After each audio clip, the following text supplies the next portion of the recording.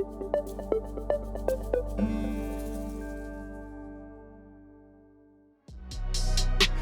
a song for everybody.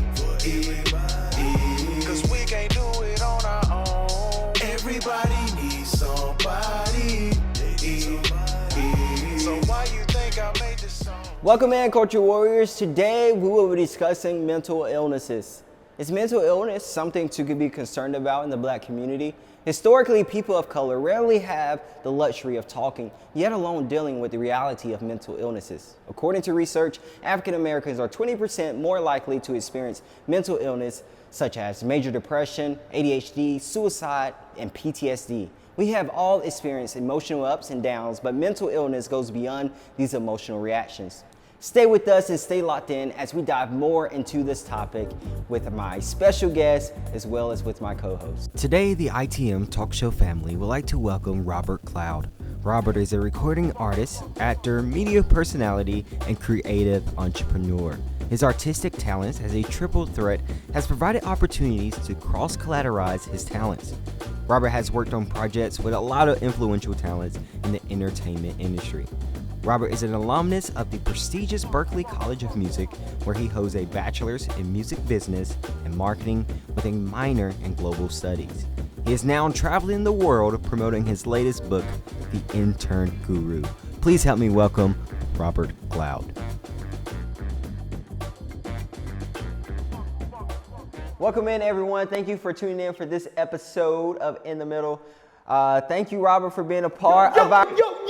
I'm in the middle. Hey, I'm literally in the middle right now. Energy. In the middle of y'all. Energy. What's going on? What is going on? I'm excited to be here, dog. Yeah, man, we are excited to have you. So we're talking about mental illness today. So my question is mental illness something to be concerned about in the Black community? Yeah, well, you know what's so interesting is that 1 out of 5 individuals will face mental illness or mental challenges. So that means out of this section that we have here, literally one of us is going through some type of mental, brother, look, I'll tag in, tag out. But I think first in understanding about, is mental illness a problem in a community, is something to understand that mental illness is first mental health. And so before it become an illness, it has to have a position where you can diagnose it and understand it, which stems from communication. So I think first, before saying even that it's an issue, let's talk about how we conversate with each other. How are we communicating with each other on a daily basis? And that transforms even diagnosing something as an illness and saying, no, this is not just an illness. This is my everyday habits that need to start taking place. I think in the Black community, we just label things. Because that's the excuse, right? Offhandedly, he always been like that, or you know what I'm saying? That's the same way his dad is. Yeah. Well, maybe that's a family trait that we need to dig into. So I think it's diagnosing it is the key. Exactly. And the more we have conversation, the more you find out, wow, well, my mom, you expressed to your mom, I had this feeling. And then she says, well, wow, I had that feeling too. And then your aunt says, well, I had that feeling. And that's how you diagnose that generational thought and idea and process. I mean, in the church, we would call it generational curse. But in actuality, before it was a generational curse, it was a trait that was inside your DNA. Like it was something that happened to your dad, that happened to your uncle, that happens now to you.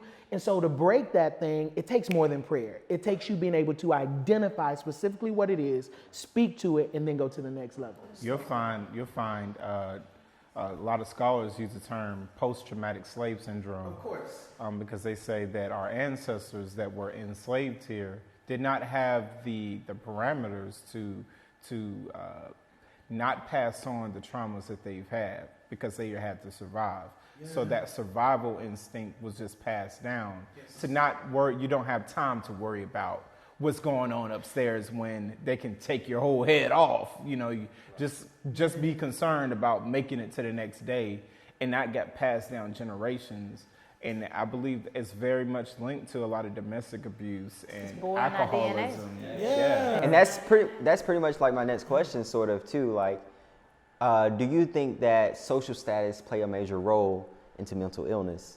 And you know what was so funny to me, when I think about social status, that whole idea has lessened so much, right? Because now what social media has done is equal the playing field. So I can buy me 13,000 followers, I can buy 20,000 followers, and now I think I'm on Rick Ross level, now I'm on Ryan Seacrest level, now I'm on Katy Perry's level. I mean, and it goes, and why do all those different examples? Because it crosses every type of racial background or anything.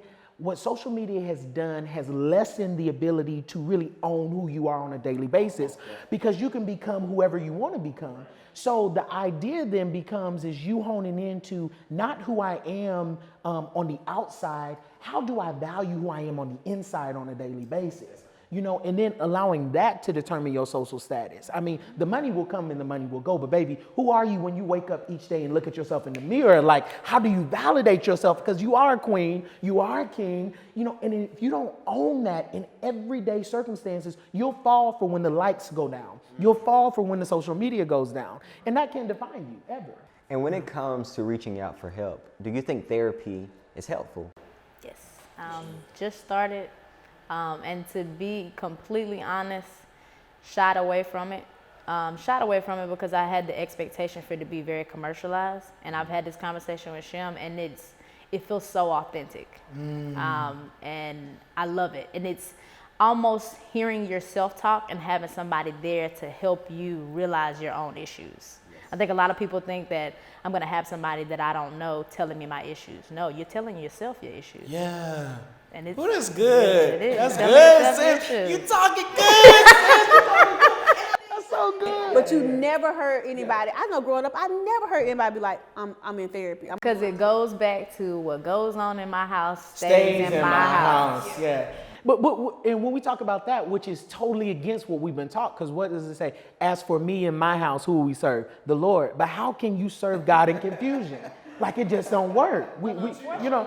These things really were missed because what happened in your house was down in someone else's house too, and they were gossiping at the hairdresser. Uncle Jim's. It never was in your house. But yeah, and what goes on in my house stays in my house and all over Facebook. So you gotta pick and choose. You have the church that tells you just pray and everything will be fixed. But you also have people who are close to God and are realistic, and you got to pray and have action behind But it. it says it. That's what it says in the word. I'm about facts. Is what? Dead. Come on, faith without works is dead. Like, I'm going to pray, but God also No. told me to go and take some action. It's over. No, you have to put it behind it. You know, it's scientifically stated that now a like on social media is the same aptitude to somebody on drugs like dopamine. So that means literally every time that you get a like, your body organically, it just produces a speck of dopamine. Those endorphins go off in your brain. Yeah, and it's over with.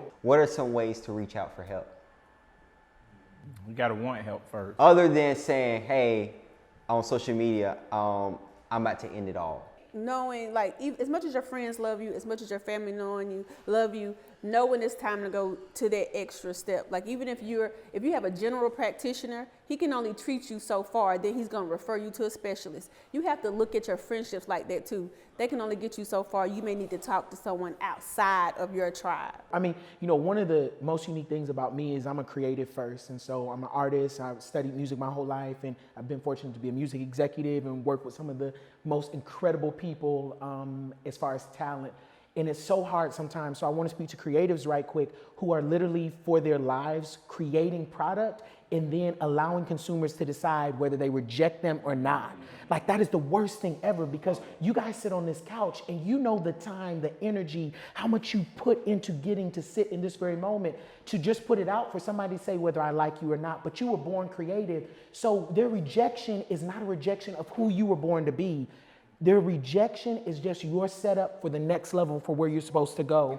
So you cannot allow anybody to put you in a space where they mentally put who you were born to be down. Who I am and who I am born to be in the earth will manifest regardless if you like it or not. If you validate it, if you like it, great. But my mental stability won't be because you like it or not. Come on now. That's so No, come, you smack me, girl. No.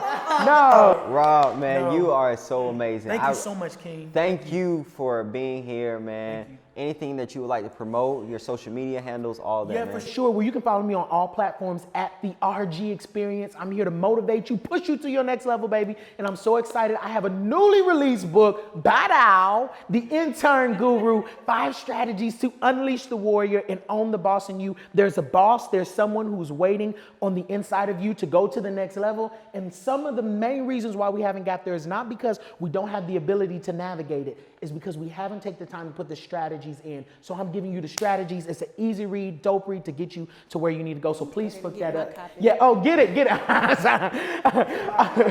I got it for you. And follow, we got new music stuff, some great stuff coming out that I'm so excited about for 2020. So please follow. Man, thank you. Thank you all for watching In the Middle Talk Show, and make sure that you stay tuned for next week. We have some more great stuff coming for you. Thank you. Everybody need everybody, but ain't nobody talking about that. Plenty times I've been down and out, they reach for help just to bounce back. That's why the whole culture got my back, so I can keep my eyes to the front.